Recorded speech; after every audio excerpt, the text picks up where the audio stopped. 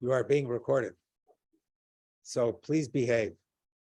It's a joy to see everybody. For those of you who don't know me, my name is Norbert Goldfield. One of the many wonderful things, in fact, Nehad Fatah and I were talking about this yesterday, is how these wonderful people that we've met through Healing Across Divides, that my wife says and repeats all the time as to how lucky I am to have started this organization, because a lot of you I know, but even some of you here I don't know.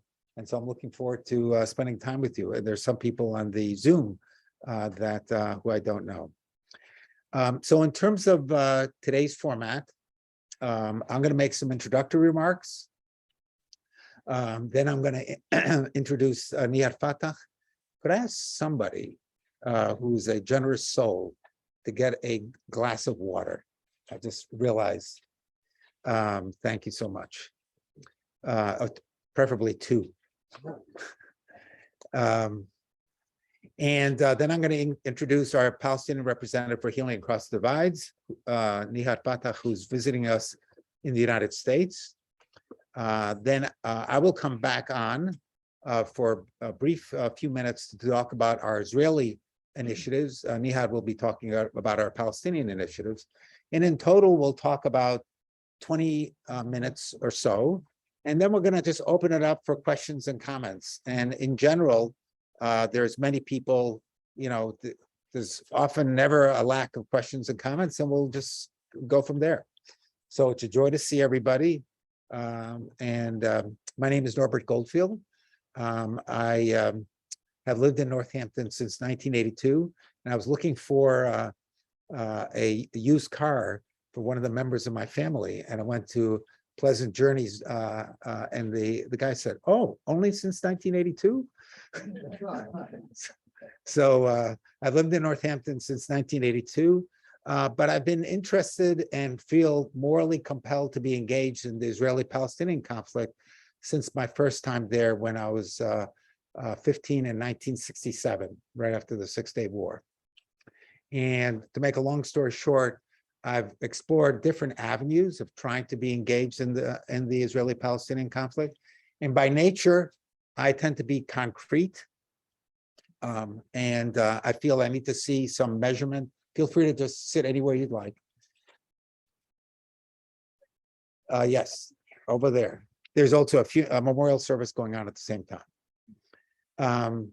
And I feel morally compelled to be engaged, at the same time feeling the need to see something concrete. And as some of you have heard me say, I'm not one of the 15 people, and I wish I was, that could make a difference on the Israeli-Palestinian conflict from the top down. But since I'm a healthcare professional, I work from the bottom up. I believe in communities, and the mission of Healing Across the Divides is to measurably improve the health of Israelis and Palestinians through community-based interventions. And we'll get into that into a lot more details as we go along. But we started Healing Across the Divides, or I started Healing Across the Divides in 2004. And today, this year is our 18th year. So it's actually, in some ways, an important year. One of the many things, at the end of the day, the most important thing about Healing Across Divides is the people that you meet. And we had an opening for a Palestinian representative. In the first few years, we didn't have any representation either in Israel or the Palestinian area. But we shortly thereafter did. We put out an ad, and Nehad Fatah was one person who I met and has been working with us for 6 years now. Since 2016, yeah. Since 2016. And she is an example, many of you have met her, of why it's such a wonderful thing to have started Healing Across the Divide. So I'm going to pass it on to her, and then we'll go back and forth. Hi, everyone. I know some of you, some new faces. So my name is Nehad Fatah, and I am the West Bank representative. I moved to Ramallah in 2000, where I met my husband, and we decided to settle there. And I have 3 boys, 2 off to college. Hi. and one just dropped off to college just a week ago in the United States. And then I have a little boy who's still in Palestine. And so I've been doing work there. And then in 2016, I met Norbert and got hired with Healing Across the Divides. It was an interesting experience for me because when I applied for the position and told my husband I'm applying for this organization that works both in Palestine and Israel, he said, wait, like, what does that mean? And so he had to do, my husband doesn't tell me what to do, by the way. This is more because of safety. He had to do his own vetting process as to what this means, because in Palestine right now, we cannot want to look like we're normalizing the occupation. So any organizations that you work with inside Israel and any work that you do inside there has to be done very carefully because it could become a security issue.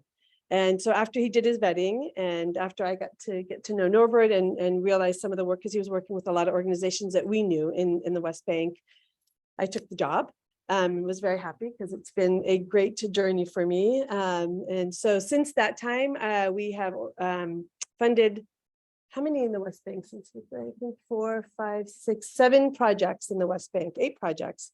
Currently, we're doing 4 since I started. Yeah, there's more. Since I've started, it's been 8 projects. Currently we have 4 projects, and I'll just do a little rundown of the projects. Our first project right now is in Hebron called Yes Theater. And that group does psychosocial work with women, youth, and children.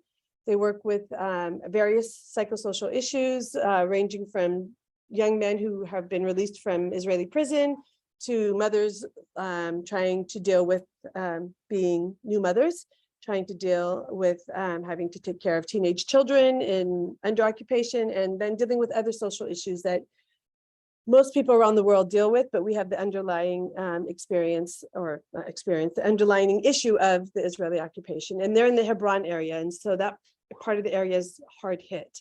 And currently, I don't know if anyone's following the news, but in that same area, it's called Masafer Yatta. The Israeli government just issued made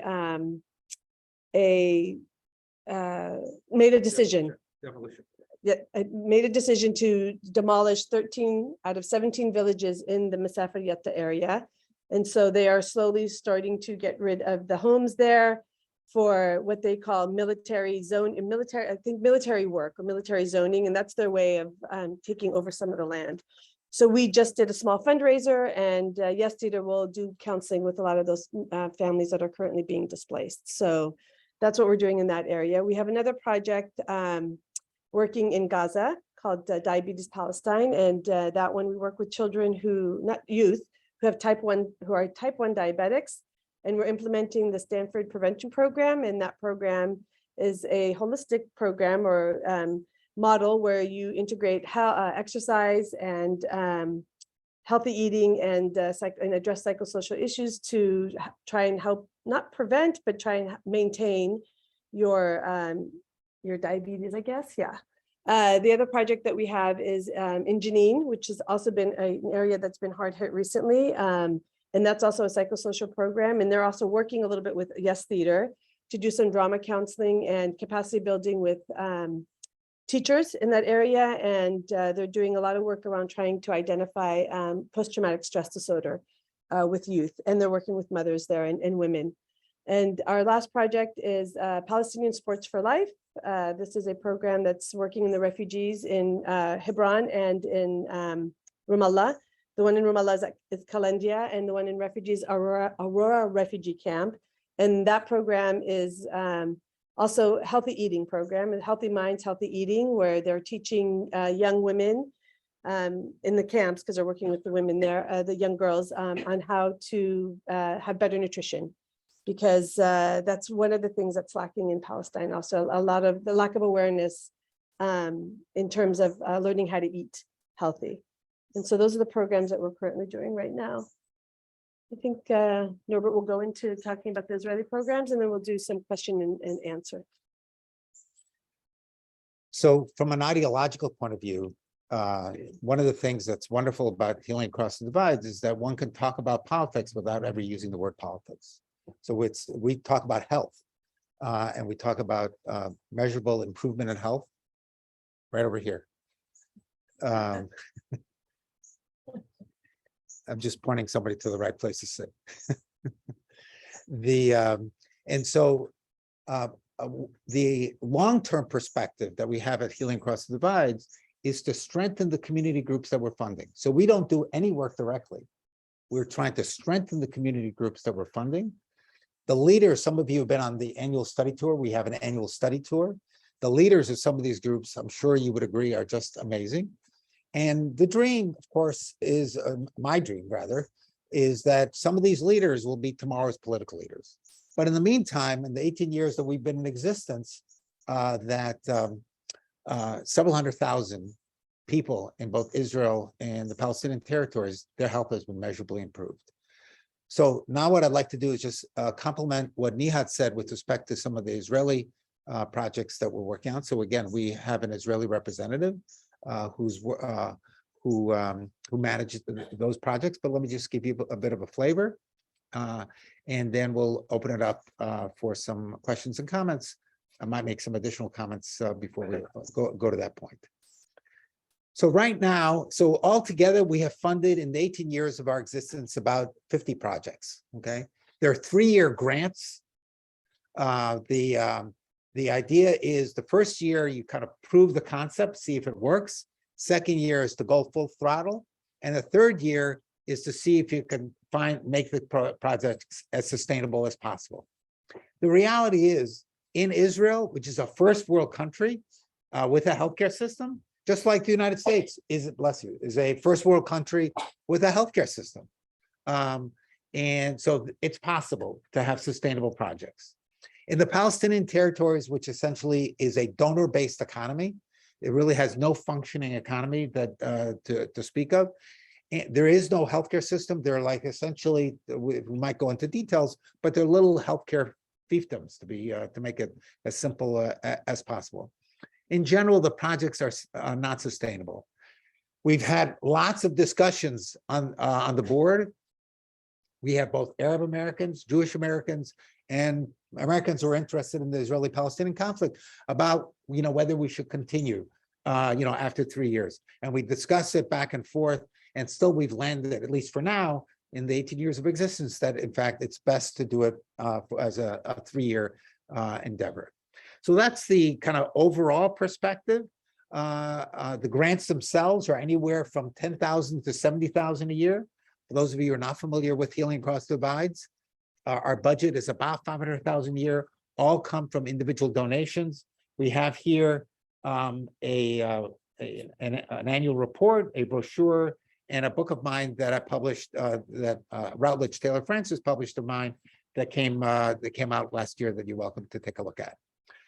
In terms of the Israeli projects, as I indicated, overall about 50 projects, just to give you a semblance of some of the projects that we've funded in the past, with specific reference, for example, to one that was taken over by, this case, the Israeli government.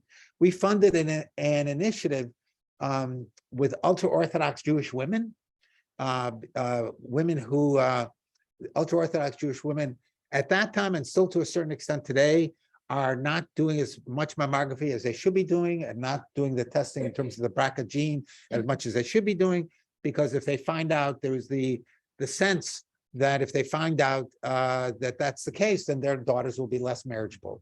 The intervention was working with community health workers through an already existing group, and they worked together with the part of the Israeli healthcare system, going from door to door. The intervention worked. After 3 years, the Israeli government, in this case, through these what we would call HMOs in the United States, in Israel they're called kupot, actually took over the intervention. So that's just an example of the kind of projects that we've done in the past. Currently, and then I'll give you a flavor of a project that we're looking at right now, that certainly you're welcome to comment on. We haven't made a final decision as to whether or not to fund it. But currently, the projects that are being funded are, even though when I was president of Congregation B'nai Israel, we started a farm. And for those of you who are from the area, you'll know that there's a farm here. Well, there was a proposal to back in 2012, 13 to have a farm. And people looked at me on the board when I was president, says, you want to start a farm? This is a Jewish place. That has nothing to do with a farm. But the bottom line was that the education committee wanted it. And we said, we're going to go through with it. And of course, good things have happened ever since. So even though I know nothing about farming, we fund a farm in southern Israel.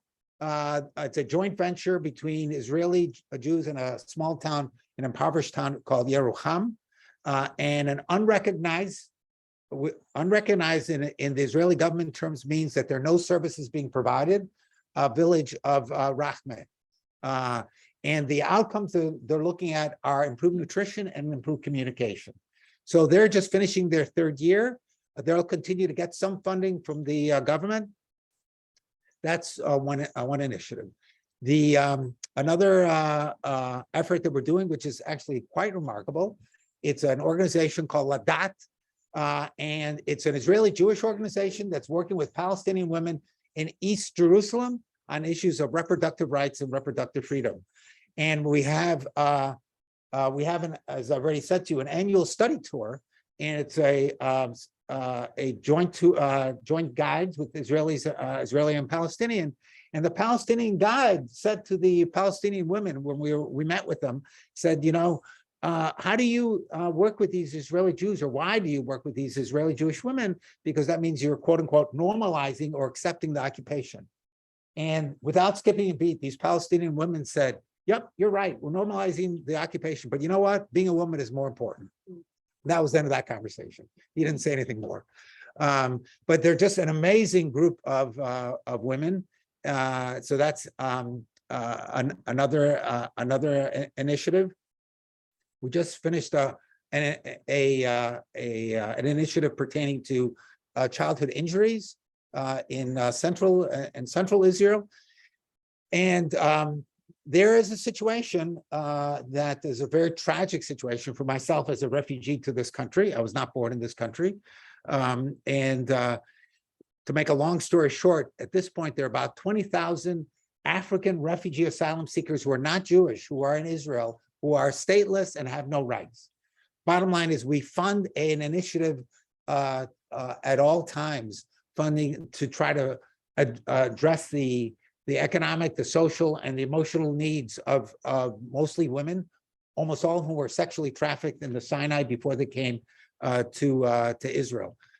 So this is an effort that's called Kuchinate, that an amazing organization, and they're funding a psychosocial intervention on top of an economic intervention, which is absolutely amazing. Lastly, there's a project that we just started funding, and it's a joint Israeli Arab Jewish prenatal program. So for those of you who are familiar a little bit with Israel, but just to give you a flavor of some of the tensions, by and large, delivery wards in Israel are separated, which is to say between Jews and Palestinians. They don't have wards together. And so that's just part of the tensions that have only actually gotten worse since we started in 2004. So this is a joint prenatal effort in the northeast of Tel Aviv, where approximately 15 women have signed up. It's a prenatal Jewish Arab joint initiative together. And it's somewhat odd because we haven't funded them completely yet. We want to see if they get enough enrollment. It seems like they have, but that's one that we've just started funding them, and we'll see. We'll actually decide in sometime in December whether there'll be a full-fledged program. Last but not least, just to give you a flavor of the kind of initiative that we're looking at. We finished one program, and so we had some funds left over, and we said we looked at one program that had just been sent to us as a proposal, and it's a joint Israeli Jewish Palestinian program. The Palestinian program is a women's organization, and the Israeli group is a a non-governmental organization. And the intervention that they're looking at is issues pertaining to occupational literacy among Palestinian workers working in Israel. We don't know, it's a very challenging topic because the injury rates for Palestinian workers in Israel is very high. It's also very challenging also because these days, by and large, Palestinian organization and Israeli organizations don't typically work together. So we'll just have to see, we haven't decided whether we're going to fund them. They actually just submitted the proposal last week. So I'm just trying to give you a flavor of the type and range of initiatives that we're funding. So basically what I tried to do and what Nehad tried to do is to give you a little bit of personal background on who we are. Some of you know me probably better than maybe you'd like, but that's the way it is. You've certainly gotten a flavor for a little bit of a flavor for Healing Across the Divides. What I'd like to do now is to stop and just say for people who are on the Zoom, you're welcome to ask questions in the chat and we'll check it from time to time. And and then we'll certainly open it up for questions from here. So why don't we just open it up and let me give you some water. I have some warm. Oh, you did? Yeah. Okay. Henry. So I understand and admire what HATD does and what HATD doesn't do, and I understand that political organizing on the ground is clearly not what we do. Yeah. But I wonder how people receive the idea.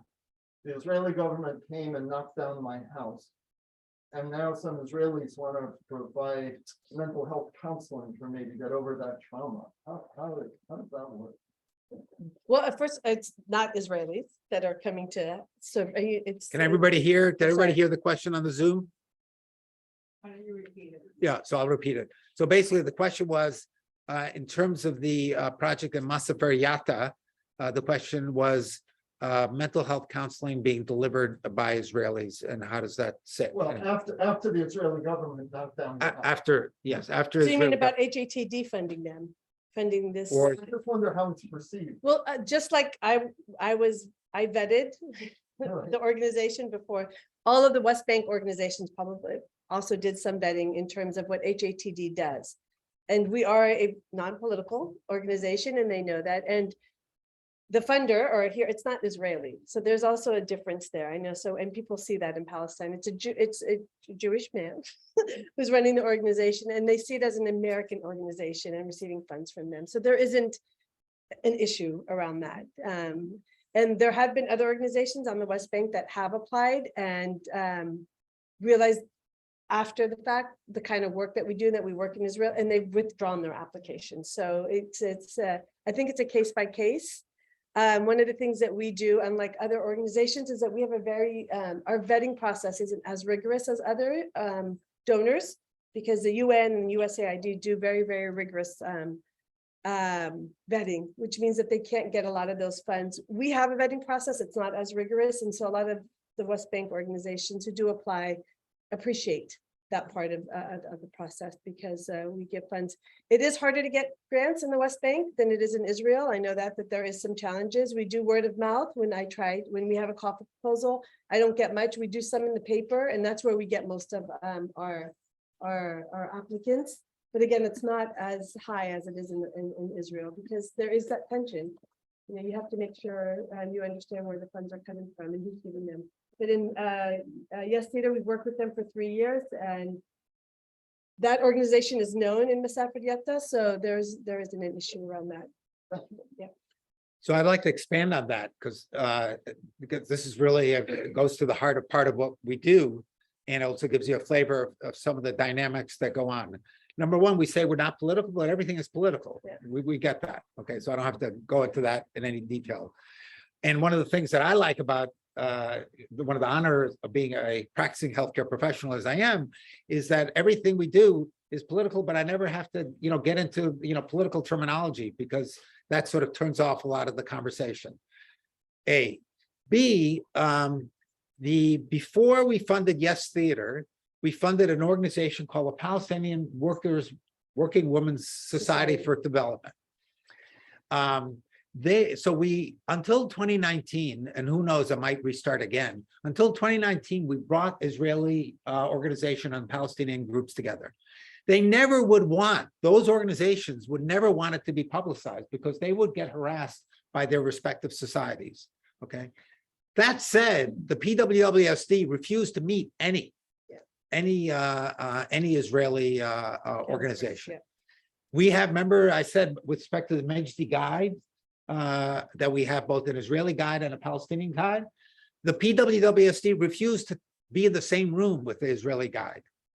But what we're trying to do, as some people laugh at me when I say this, because it's a phrase that I use, we're trying to thread a needle, and try to see what's possible, okay? So we know, and when people ask me, understanding that Healing Across Divides is an American 501c3, okay? But people would ask me, well, does the people at PWSD know that you're Jewish? I said, of course they know that I'm Jewish, but we don't have to talk about it. It's an understood fact, So I never felt any anti-Semitism from them, but there's no question of their political stance. So I'm just trying to give you a flavor. What is that organization that we? PWWSD. Palestine Working Women's Society Development, they're basically a feminist organization that works in the West Bank. And they were doing psychosocial work in this Masefer Yetta Susia area also, and we were funding them. And then their cycle ended, and then we started funding Yes Theater, which is doing the same kind of work in the same area. Carol? So when you speak of the potential for harassment, I'm wondering if you have been harassed or threatened or in No. any way subject to criticism from your community. No, Well, just answer. okay, The sorry. question was whether Nehad has been harassed at all by her own community for the work that she's doing. No, mostly because when they ask about the work that we do, they appreciate it. They appreciate that we have a American organization coming in, and they don't see it as Jewish. So it's interesting that you said that, because we see it as an American organization that's coming in because we are a very donor dependent country. That is the reality, whether we like it or not. I mean, it would be nice to be, a separate state where we didn't. So a lot of the organizations that are involved, a lot of people that know about the work that I do appreciate the fact that there is an organization like Healing Across the Divides that's coming in to help these groups, because otherwise they wouldn't get the funding. And so in terms of harassment, I've never felt anything yet. Yes. Would you talk a little bit more about your year 3 and the transition to sustainability? And how you do that? I dealt with that before. It's not an easy task. So the question is how do we deal with year 3 and sustainability? Maybe Nehad will take a crack at it, and then I'll take a crack at it. So we try to get the organizations to connect with other organizations. What we would like in the West Bank is to get the ministries to get involved, the Ministry of Health, the Ministry of Education.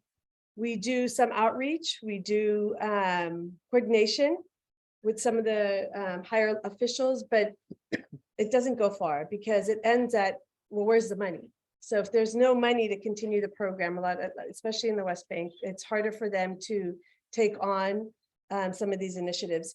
We did have a program in Nablus called ABCC. What is it? ABCC. I forgot it. Ali Balata. Ahed Balata Club. Yeah. And anyways, we did a Stanford program there. Sorry about the name. We did a Stanford program there also, which was health prevention for diabetics. In that program, we were able to connect with the Ministry of Health. And so they took on the concept of integrating exercise, health, and psychosocial when they were seeing diabetic patients, but it's not consistent because there's no more funds. So it's much harder to continue the sustainability in the West Bank. There was one group that we did, what's that? Al-Maqdisi. Yeah. They did drug prevention. And it was a great program, but because we stopped funding and no one else continued to fund them, the Ministry of Health did not take on or adopt the project, they closed. So it's harder to do the sustainability factor on our side in the West Bank. So in year three, so let's, and then there's a question in the chat that I will address in a second. In year three, so for example, with respect to Kuchinate, the organization is working with refugee asylum seekers. So what we're trying to do is essentially seeing if we can partner with them to identify other sources of funding in the United States. And it's interesting, giving a presentation, but it's challenging to make it clear. I mean, you've But you do it actively. That was part of my question. oh, yes. Yes. Oh, yes. You know, like, so year three, we're trying to partner with That's a them. good question. So for example, on the farm, we did it. So there, there's Ellen. So Ellen Coteen, she's right in front of me. The Ellen, so we have several members of the board who are here. And Ellen worked with us. She's a prior fundraiser and grants writer, and worked with the farm to write some grants for the New York Jewish Federation, for other federations. The reality is no one was interested for a whole variety of reasons. So, you know, if anybody's interested, we can get into it. I'll answer your question in just a second, Steffi, and then Penina.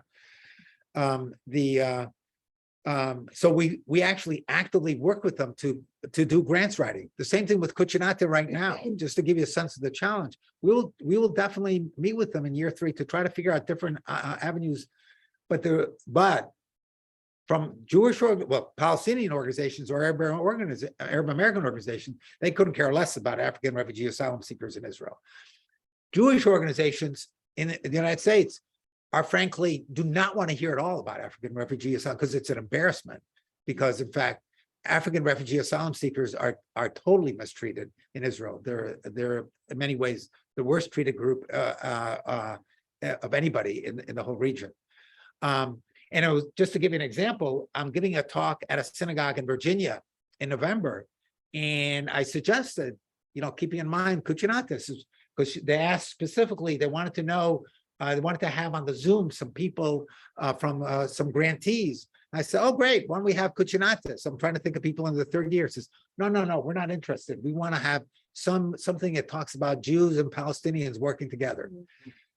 So it just gives you a flavor. It's not easy, but our third year, we will explore we're members of the foundation directory, you know, and to try to just explore different possibilities. And in Palestine, I would prefer that we, the government, would take on these projects. So we try and like I said, connect with the governments to take this on, but it is a challenge.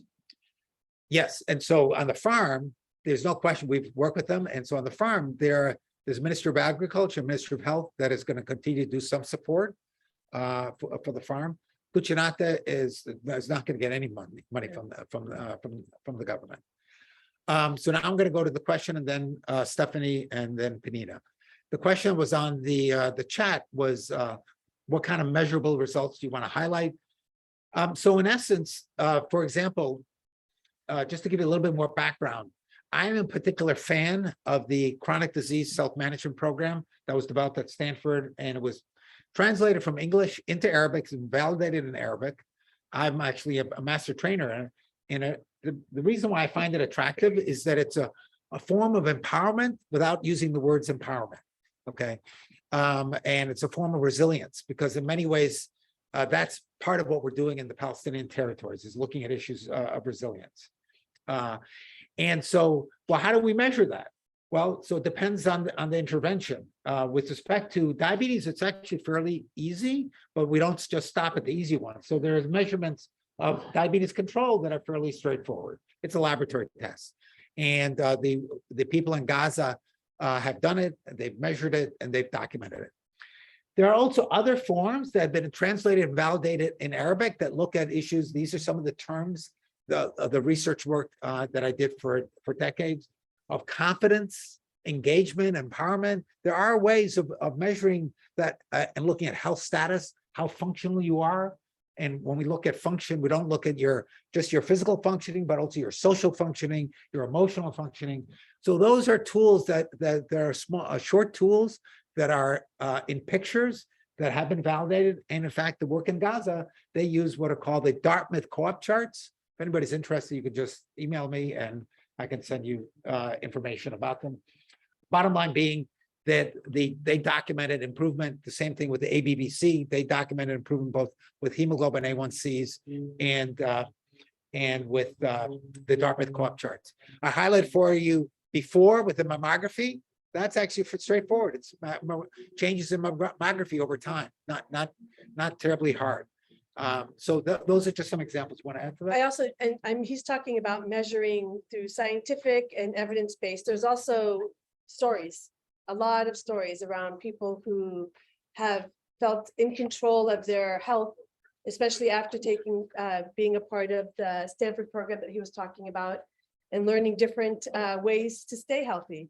So we have stories of people who have more control over their health, who feel more empowered because they are learning new ways to eat. They're learning new ways to confront their issues, their psychosocial issues. They're moving more. So we get a lot of stories, what we would call success stories of people telling us how, going to a session with Yes Theater has helped a mother communicate with her child, for example. So we document this, we do focus groups, we get feedback from the beneficiaries to also see what we can do to improve and to hear what they've done to improve. We've had youth who have spent less time on the internet, because seriously, they've learned other things that they can do. And this is all out of the different types of programs that we do. So it's not just evidence-based. We also have great stories to, I guess that would be quality-based information.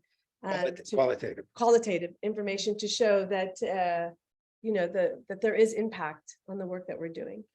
And I wanted, again, since I'm into the scientific detail, Yeah. the stories themselves, it's not quote unquote, just a story. There's stories that are organized. There's a whole research literature on how to organize stories so that there's a way of presenting the story and following up on the story. And so in fact, there's a very nice, Cucinata has done, the executive director of Cucinata is a PhD in psychology. And she worked with myself and a colleague at Vanderbilt on issues of how to organize the stories, and Yes Theater was using it also. Stephanie, and then Panita. I'm just wondering, on one of my trips to the West Bank, I think it was not the one with HATV. I noticed that he said it's a donor society, which indeed it is, but I noticed that there are many European organizations that seem to, there'd be plaques in a building, courtesy of whatever. Have you worked with them? Are there any European organizations which would pick up on, some of your? So we've tried with USAID. I'm sorry, go ahead. So the question is, what about European organizations? Adopting some of these projects. We've tried with USAID, thanks to Ellen, and they haven't really picked up I think I know for USAID, because that's my background, it's nothing that's appealing for them to do the kind of work. Health, I know, in Palestine, I know health is not their major, their focus. Especially the work that we're doing. They are interested in doing joint work, for example, if there is Palestinians working with Israelis, and they do look for that kind of work. But right now, the situation on the ground is not viable for that, because Palestinians will not work with Israelis. And so in terms of USAID, they're not interested in any type of work that we're doing, which is, I know, crazy, because they're more political. It's a lot more, there's a lot more politics around that. The Europeans is a good question. I don't know. I mean, I haven't really, maybe you can get into that one, but from what I know, that there hasn't been any Europeans who are interested. So I guess I was thinking not of government agencies, but of even, private or nonprofit agencies that support health work, for example, Yeah. Where you Right. find some other in. Right. So here's the response.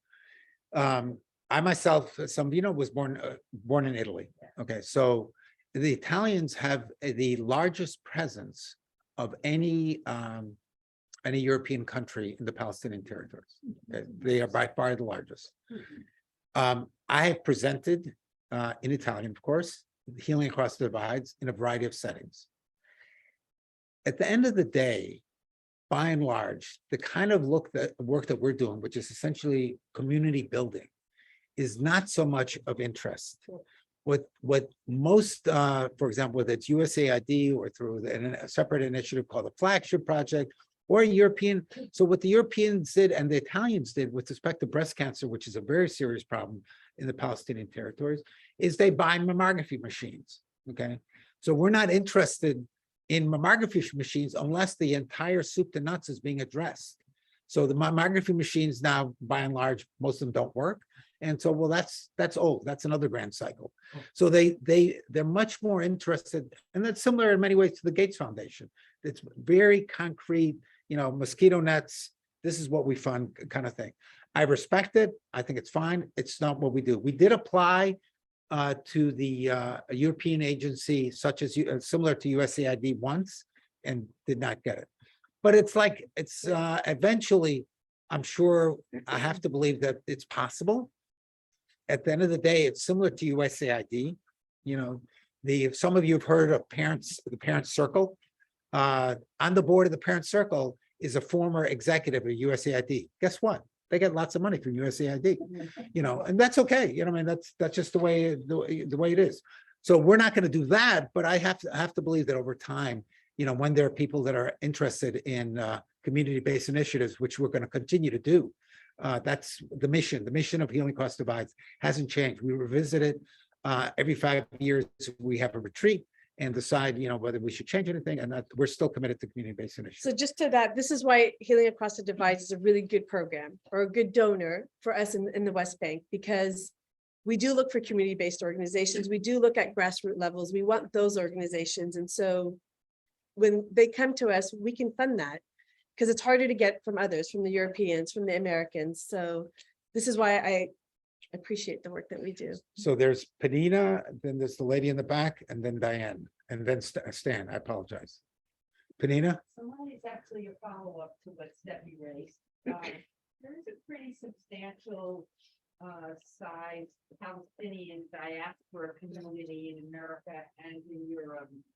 And I'm wondering if efforts have been made to make connections to some of those people. Some of them already I'm sorry, that last part of the question. I apologize. You're saying, so the diaspora Palestinians, are we connecting with them? I'm just wondering if you have made attempts to make connections to some of the people within that community who have the capacity to be helpful to sustaining these organizations. That's a really good question. So I'll just start by saying, remember what I said at the beginning, that we have about a third of the members of the board are Arab Americans, okay? So start that, and then I'll hand it back to Nehad. So that's a really good question. So I think traditionally Palestinians in general have a trust issue with donors. I think that happened early on. I think right after Oslo, there was a potential of there being a Palestinian state. This is my understanding. I'm not making excuses, but different donors tapped into them, and I think a lot of them felt like they weren't getting what they thought they were getting when they were investing their money or donating their money into organizations, especially early on. So they don't tend to fund organizations like Healing Across the Divides. I agree, there is a lot of potential out there. There's a lot of money. Palestinians in the diaspora tend to fund their villages. So if you're from a small village, they'll usually will help build a school. So they do it in different ways, and not through, for example, Healing Across the Divides, because we have tried to tap into them. There's I don't know if you know this person, but there's this guy who does the hair products, Chi Hair Products, it's CHI, very rich man. And he's Palestinian American, lives in Texas. Yeah. His village, I live next to the village that he grew up in, and has built a new school for them, for example. There's another group that's outside that had built the roads in the areas that we live. So they fund in different ways where they feel that they can see this, where their money's going, and something that's a bit more sustainable and concrete. So I just want to follow up on that for a minute. sure. Because that's true about almost all fundraising. People like to give money for a building, something Yeah. they can have their name on, et cetera, et cetera. Yeah. But I just want to say that I think it's worth the long haul of building those relationships through the board and through the board's advisory committees and so on. I agree. Because in the end, it'll I totally agree. And Norbert does a good job of trying to do that with our board, but I agree with you. That's where we'll see some impact, more impact. But for Palestinians, I think it's harder. And again, I'm being very general. you know, so So- I know not everyone's like that, but So- that's my experience. So I will be transparent and concrete. Okay, so that's just how I am. So two things. Number one, Jewish Americans, most Jewish Americans, when they know we're funding Palestinians, say, we're not interested. Palestinian Americans, when they find out that we're funding projects in Israel, they're not interested. So that's number one. Number two, Nehad is in the United States for other work that she's doing, and we're lucky to have her here for today. Two members of the board are Arab American who live in Virginia, and they tried to get a gathering at a religious institution, and they wouldn't allow her. They tried to get a gathering, so they arranged at the local public library, and they tried to get a gathering for Nehad to speak at. Minimal interest. Yeah. Now, that said, we never give up. We have an excellent representation of Arab Americans on the board. And so, again, we'll never give up, but it is challenging, and it's becoming only more so challenging on both sides.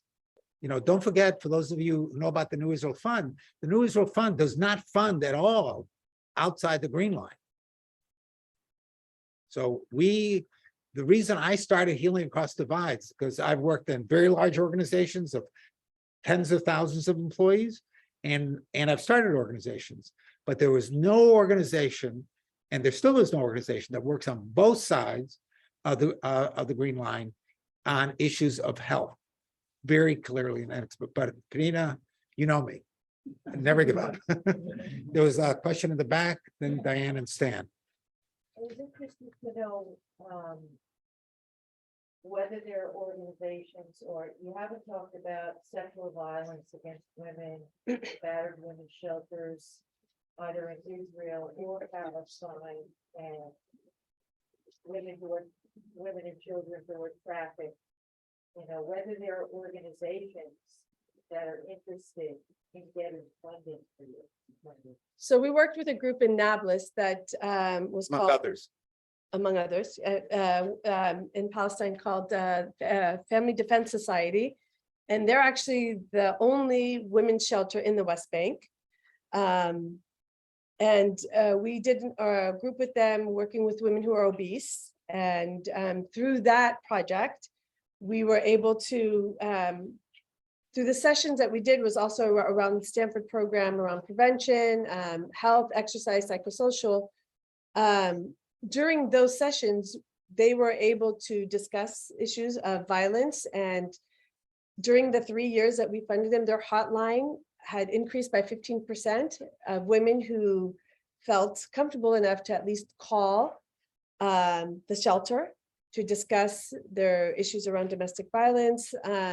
It's not a topic that's talked about in the West Bank a lot because it's not seen as domestic violence, because it's a very patriotic society and you listen to your husband. But through our organization, in an indirect way, we were able to serve other women, some who actually left their homes and went to the shelter. So there is that, but it's only one shelter that's funded, not that the funding's not that great. But through our program, we were able to help some of the women at least have access or even understand that there is something out there because it's not advertised. And what about in Israel? So, in fact, there's a chapter in the book about an organization, and I'll make a general comment about a group called Ma'an in southern Israel that worked, and I think maybe we were still funding them at the time, and you saw them, that worked on issues of domestic violence in the Negev. Palestinian or It's yeah. a Palestinian women's organization. But the reality is we have funded other initiatives. What was interesting, so we've done funding on both issues in Israel, domestic violence issues of both Israel and in the Palestinian territories. Just as an additional comment on the work of FDS, it was really interesting the way they thought about it, because they knew that we wouldn't fund the building, you know, a domestic violence shelter.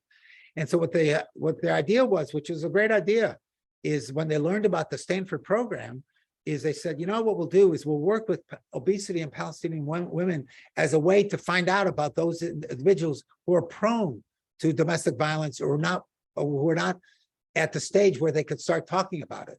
So in fact, the project was about obesity. Right. But it was run by an organization whose mission was on domestic violence. So that I found to be it's exactly the kind of thing that we should be funding. So I have a story about that. When I went to go visit them, my husband came with me because I hadn't been to Nablus. This was in 2016. They were one of the first organizations that I helped manage. The woman told me where it was. So I had a general sense of where it was. So I went looking for, and I worked at a domestic violence shelter here in California years ago. And you know, it's not advertised, right? It's a shelter. So it's got to be just, it's not, so people know where it is. So she gave me the general sense of where it was. I got to the area, I called her, she didn't answer her phone and I couldn't really find it. So then my husband's like, let's just go to the coffee shop down the street and ask. So we go to the coffee shop down the street and my husband asks the person, like, is there a domestic violence shelter around here? And the guy goes, I don't know, but we think there's a women's prison up there because we see women getting dropped off in the middle of the night. And lo and behold, it was she answered my phone call after a half an hour and it was that. So there's not even awareness around domestic violence. I mean, even the people in the area thought it was a women's prison and that women were being sent there in the middle of the night. So there's lack of awareness also. So this program brought some awareness to some of the women through this obesity program. So that's kind of the indirect way that we've worked around that. Diane, did Stan? Yeah, I just occurred to me, the board has already thought of this, but during, excuse me, year 3, have you ever approached any synagogue in the United States to take up projects? And some of these projects do not cost hundreds of thousands of dollars. None of them.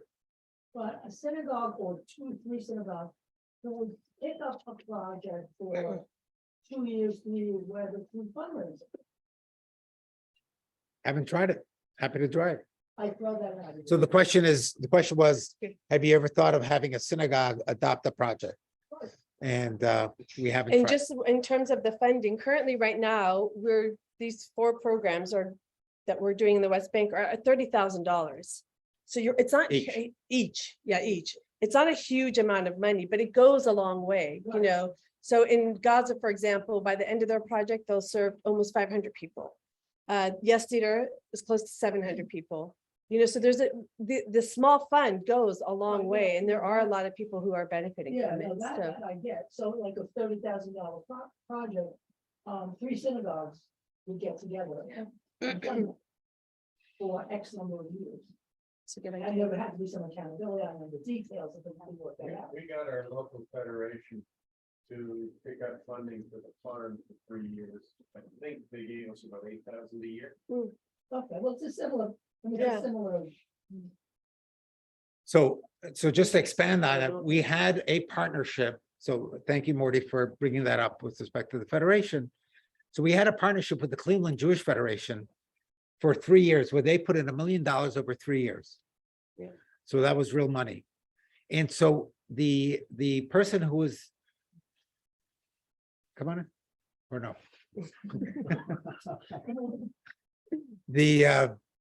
So the person who was the contact at the Federation. So you can imagine what the vetting process was to get $1 million from the Cleveland Jewish Federation. But it was great. It was a great effort and so on. And then they got out of healthcare. But it was really interesting intellectually. That's how I look at everything. That as to what, because we both had the idea, which is sort of a variation on your idea. So why don't we go to all the federations and tell them about all this? Guess what? Cleveland is doing this? No way we're doing this. We went to LA, New York. We went to all these places.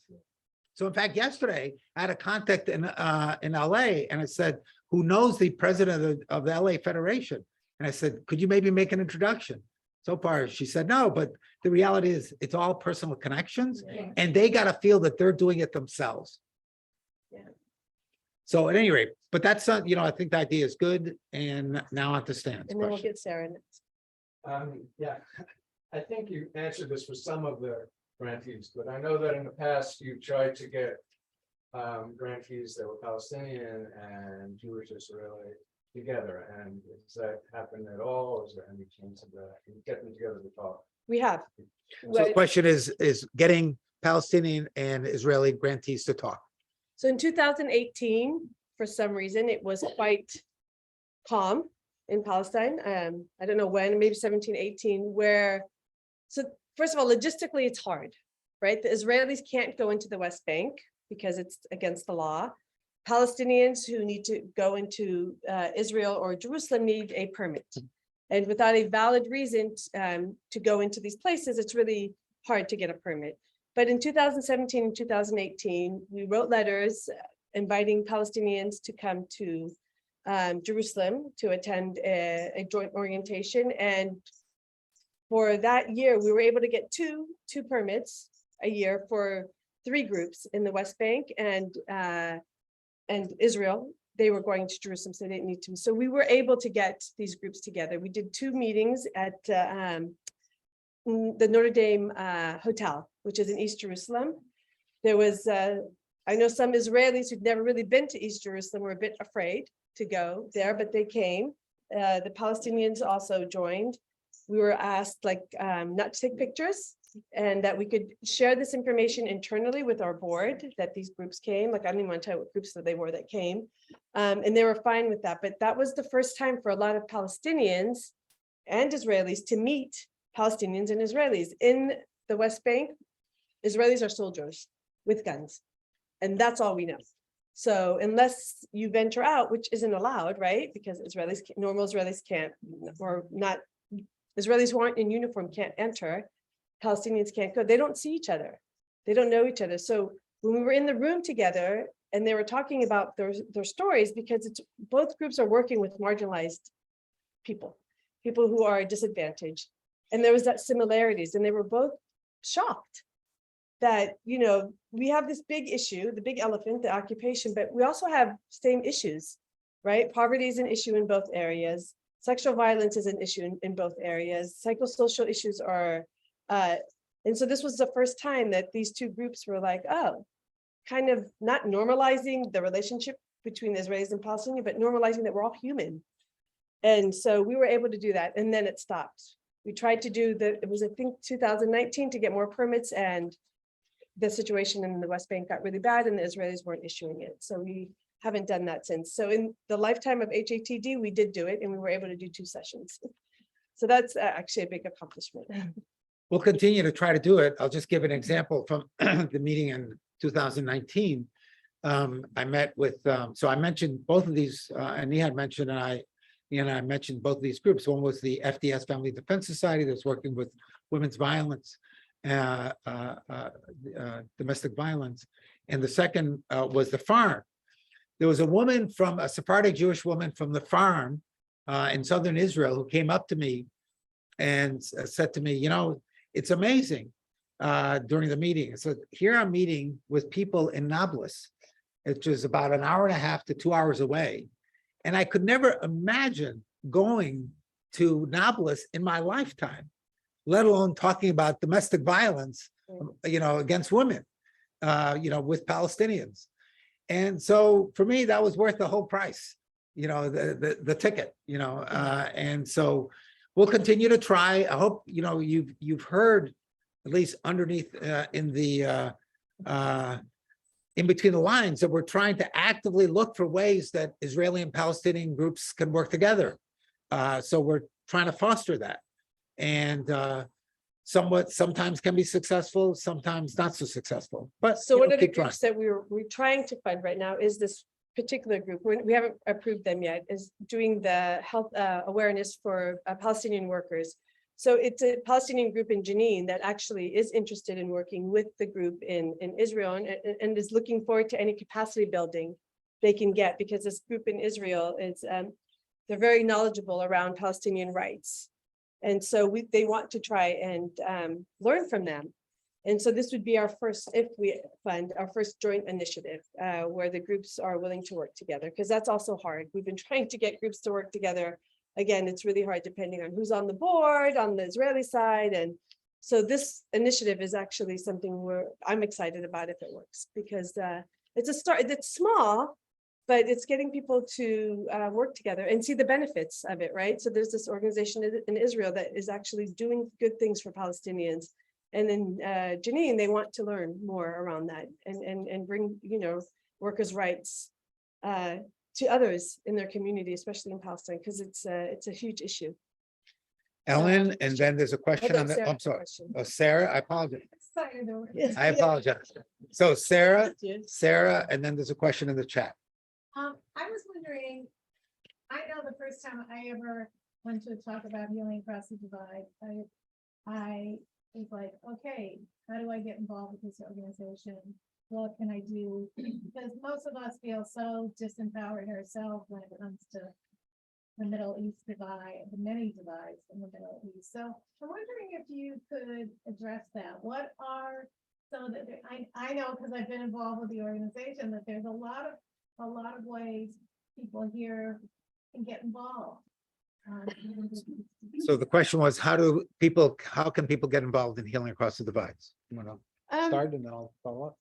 How can people get involved? I think just learning about what we do and understanding. So one way is to, I know that you guys would do a friends group, a friends of HATD group. And I'm not sure if I'm answering your question, but I think that's one of, for me, just to get involved in general and not just around healing process is awareness. I think people need to understand what's really going on out there, and in that understand what we're doing there. It's small, but we're trying to bring support to people in the area. I mean, I think I'm not really sure if I answered your question, but maybe.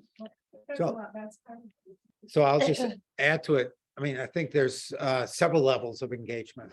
Number one, certainly, if you're interested in the topics and you have knowledge about the topics, you're welcome to be engaged. You don't have to be on the board to be on a board committee.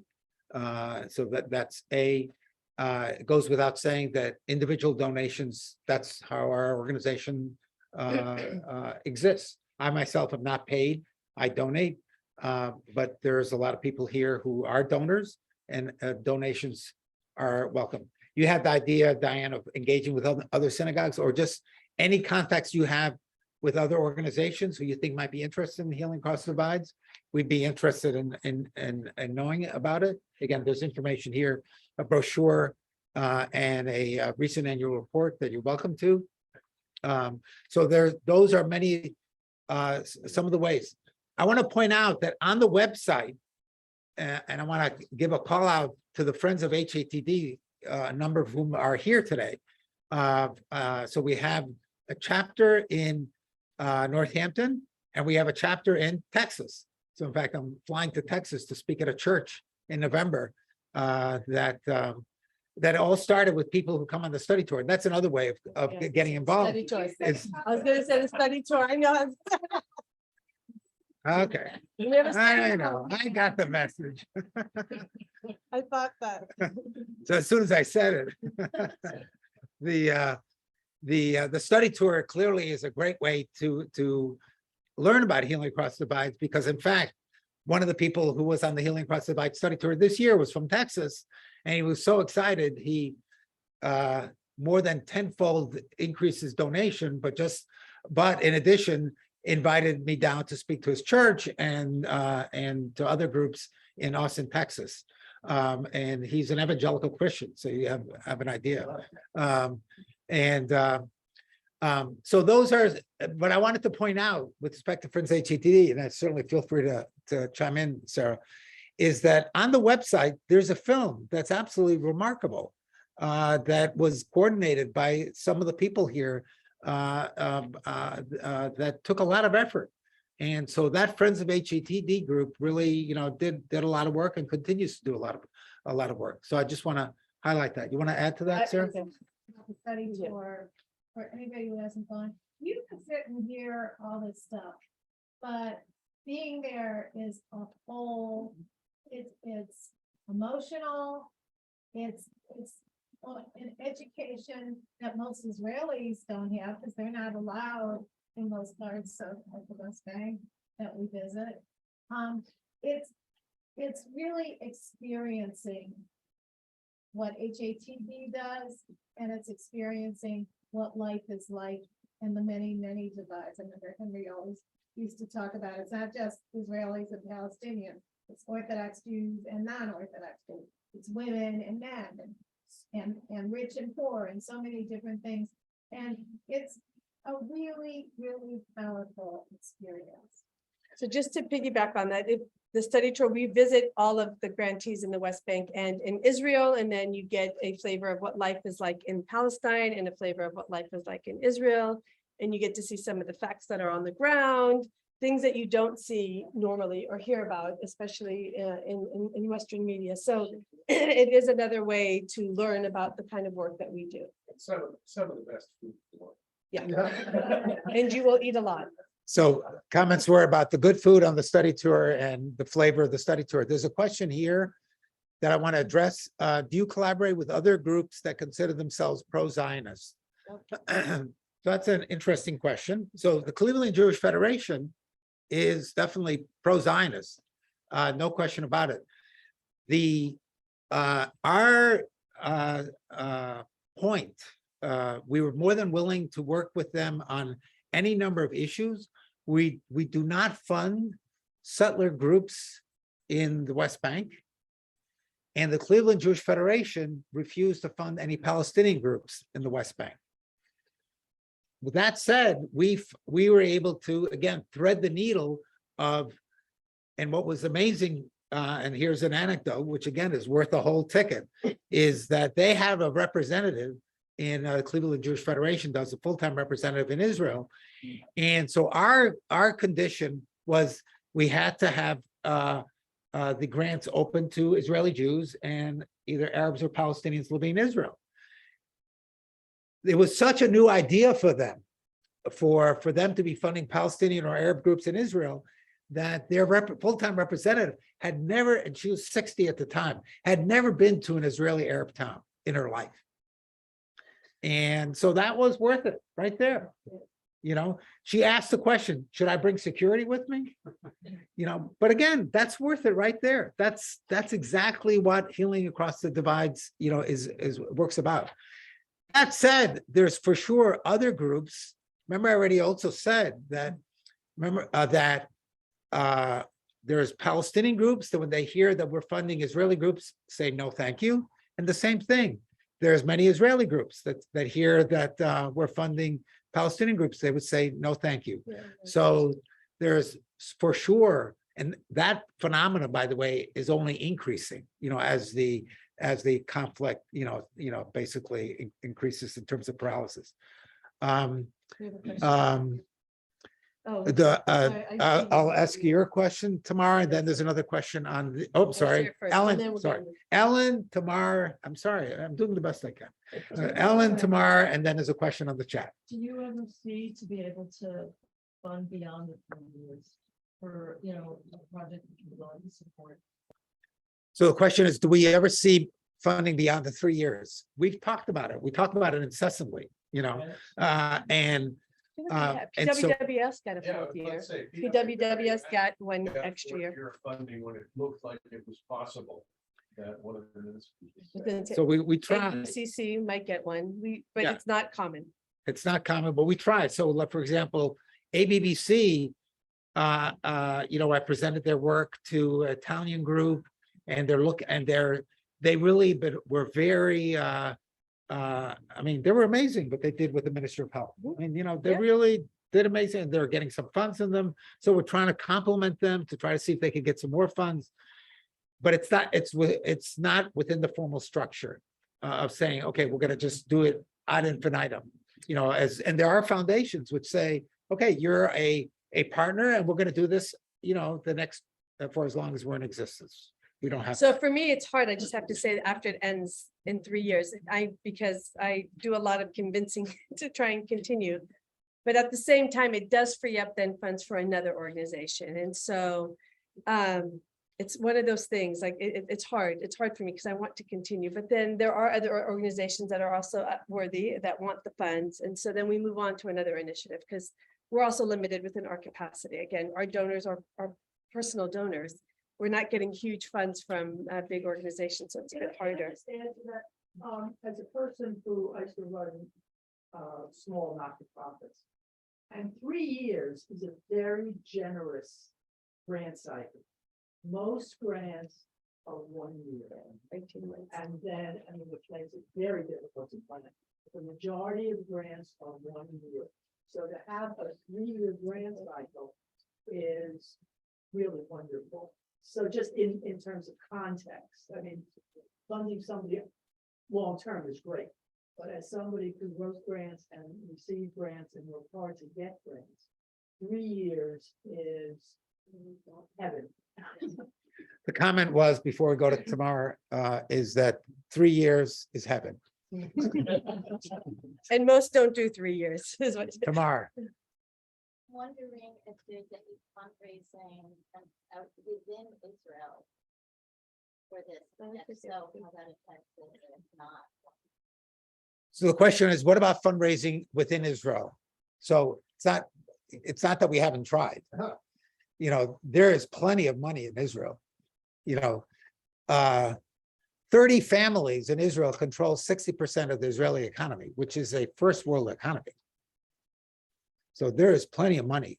So and I don't think we are right now, but we used to be part of an organization of Israeli foundations, Israeli American and Israeli Jewish, I'm sorry, Israeli American and Israeli foundations working in Israel. Okay. And we tried to meet with them and so forth. We met with wealthy Israeli donors. But bottom line is the answer is we've tried, but haven't been successful. But of course, if anybody has any ideas, we're more than willing, because there's plenty of money in Israel.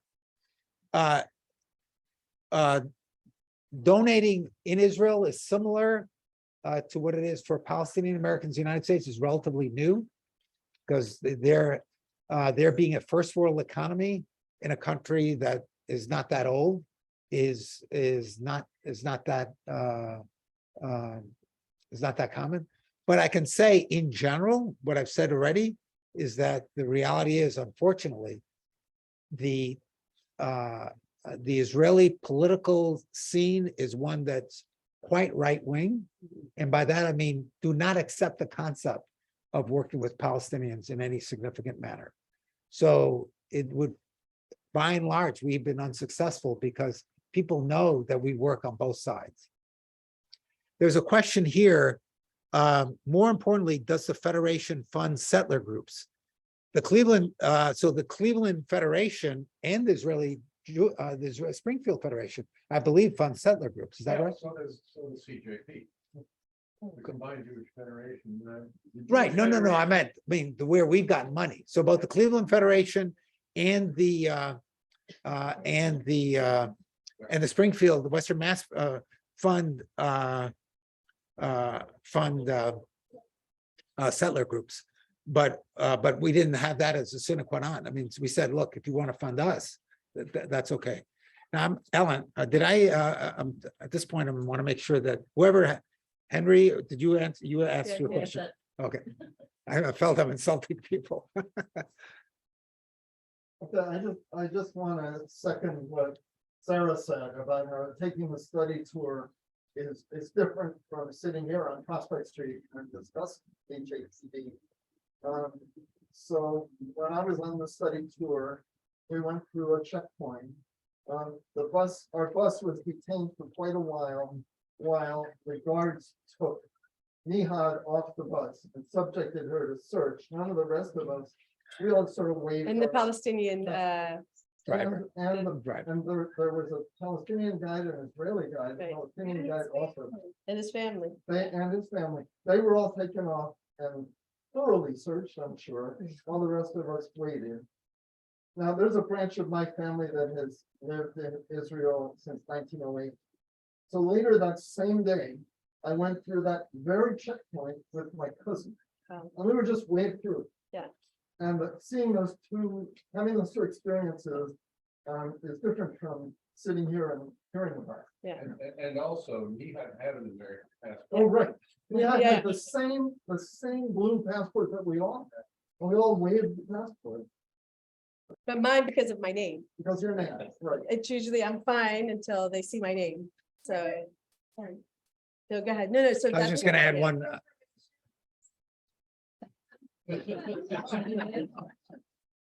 There is one scheduled, right? Yes, there's two things. Now, let me answer the question. I want to add one more point is that on one of the other years of the study tour, the Israeli guide, he actually took a risk. He said, look, if you're going to take the Palestinian guides off, you're gonna have to take me off too and search me too. That was the same trip. No, it was a different one. It was a different one. Yeah, Different one. Anyway, the bottom line is next year's study tour is March 12th to 22nd. And it's already set. You can get more information at the website. Other, Ellen? I just wanted to differentiate because there's a big difference in Israel proper. It is possible to get some Israeli and Palestinian, Jewish and Palestinian, Jewish and Lebanese people to work together. Yes, But absolutely. it's very different to try to get an Israeli Jewish group in Israel to work with a Palestinian group in the West Bank. And most of the funders are interested in getting those two groups together. We're not so interested in getting a Palestinian Jewish group together within Israel. mhm. And so what they're interested in is almost impossible to It is harder to do, especially in Palestine, because depending on who, so B'Terem, which was a group that did the grandmothers, amazing work, and they worked in a village in Israel that's Palestinian, it's a Palestinian village. FDS was interested in doing work with them, and we were trying to get them together. And once FDS found out, the board of FDS found out who the board members were on B'Terem, backed out and decided that they couldn't do that because they didn't want to see as normalizing any type of relationship with the Israelis. So it is difficult. B'Terem was happy to, they were actually very disappointed that it didn't work out, but they were happy to work with the Palestinians. It's harder on the Palestinians. It's a security threat. What do you think about Palestinians and Israel and Palestinians? They can work together. They're fine. Palestinians who live in Israel, that's okay to do. But in terms of funding, example, USAID, they don't want that. They want the Palestinians and the Israeli groups in the West Bank to work together, yeah. Again, it's all politically motivated, and around that, by the way, is the idea of normalization and USAID being behind it. So it gets very complicated. Question back. Have you ever had to cancel a trip because of safety concerns? No, what we have had to do is, we never had, the question was, have we ever had to cancel a trip for safety issues? The answer is no. But what we have had to do is sort of expedite movement. So we had a group in Nablus that we were funding. And this was actually ABBC. And what happened was that there was an Israeli settler who had come into Nablus That day. and the Palestinians were trying to find him. And the Palestinian group that we're funding were worried that we would be misidentified as being from the settler group. Yeah. So we were kind of, moved out quickly. But other than that, Yeah. but the thing is also is both, that's what's great about Mejdi Tours is Mejdi Tours is started by an American Jew and an Israeli, a Palestinian rather, from the West Bank, who now lives in the United States. They do very good job of vetting the whole security situation on a daily basis. So Mejdi Tour is the group that helps organize. So they help us put together the whole study tour. And they're well known in the West Bank and in Israel, and they do a really, really good job. So if there is a security threat in any way, they'll get that information and then they would reroute us. But that hasn't happened. And we've had like 4 study tours now, No more. or maybe more, 5 study tours. So, and the only time it's been canceled has been COVID for 2 years. That was the health threat. Right. Other good questions, and it's thanks to Rabbi David for coming. he had other, unfortunately, more serious issues to address. How about some other last questions? Yes, Yeah. please. I also just want to agree with everyone who went on the study tour. It's fantastic. And I wanted to follow up on what has happened in Susia, which was a place that we visited on the study tour. What's currently going on there now? So the people are still there. They haven't been. Oops, they haven't been forcibly removed yet. But the orders did come in. So this was the Supreme Court has decided also in Susia area that those homes would be demolished and the Israelis will take it, but it hasn't happened yet because it's very political and because it's still in the news. And we have some supporters from, Dianne Feinstein's a huge supporter of it not happening. So even though a decision has come, they haven't done it yet. And so those people are still living there. And when we say homes, they're not homes. You remember what they were living in, right? They're like canteens because they can't have permits to build. The Israelis won't give them that. But the decision is that they will be moved at some point, but it hasn't happened. And, But- and is HATT still working? Yes. with Yeah, them? through. Okay. Yes, theater does work with them. So two Okay. things. First of all, some of the villages have been destroyed. Okay, so in that group, Susia is one of them, but Masafer Yatta Is is the another other one, one, and yeah. that has been destroyed. Yeah. Okay, and so again, to provide the historical context, we funded PWWSD initially, then we funded Yes Theater. Some of the villages have been destroyed. We also had a campaign that some of you may have donated to, where to try to do an emergency campaign specifically for the villages that were destroyed. And we're about to transfer the funds that we raised to them. So it's just a matter of time that they will be Yeah, destroyed. it'll happen eventually. It'll happen. It's slowly. Yeah. Last couple, Joe? Going back to an earlier topic, talk about the difficulty of bringing together grantees from Palestinian organizations and Israeli organizations physically. But have you used the technology of the last few years to bring them together? So the question is, what about technology, using technologies to bring the grantees together? I'll answer that. So when we started, when this first happened in 2017 and 18, when we were able to bring the groups together, the situation on the ground made it easy to do that. Currently, even on Zoom would be impossible. The groups do not want to come together, right? On the Palestinian side, it could be recorded. It's a good point, but it's also, the situation is so, it's deteriorating really quickly, more so than even in 2017, that right now, I couldn't even ask our Palestinian organizations to engage. I don't even feel comfortable asking, even on Zoom, to do this. Again, the political situations was different in 2007 than it is right now in 2022. It's very right wing on the Israeli side. So the Palestinians just aren't ready to do any kind of. So like I said, I wouldn't even feel comfortable asking. What'll be interesting, frankly, to see is if we fund this group, the Israeli group is Kavla Oved. It's a very well-known Israeli Jewish group that works on particularly on Palestinian worker rights, both in Israel and in the Palestinian territories.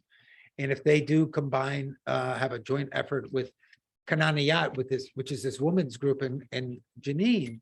So if they actually do a project, I think the question that we'll discuss at a staff meeting, and the staff meets every 2 to 3 weeks, is if this project comes off the ground, say, well, they're going to be meeting. Should we ask them if they want to meet with others? For example, we do have regular meetings on the Palestinian side and the Israeli side. So the Palestinian groups get together, the Israeli groups get together, both via Zoom, okay? So separately. Some of the efforts are joint Israeli Jewish and Israeli Arab or Palestinian. And now there might be this effort that's a joint effort that's Palestinian on the territories and Israeli Jewish.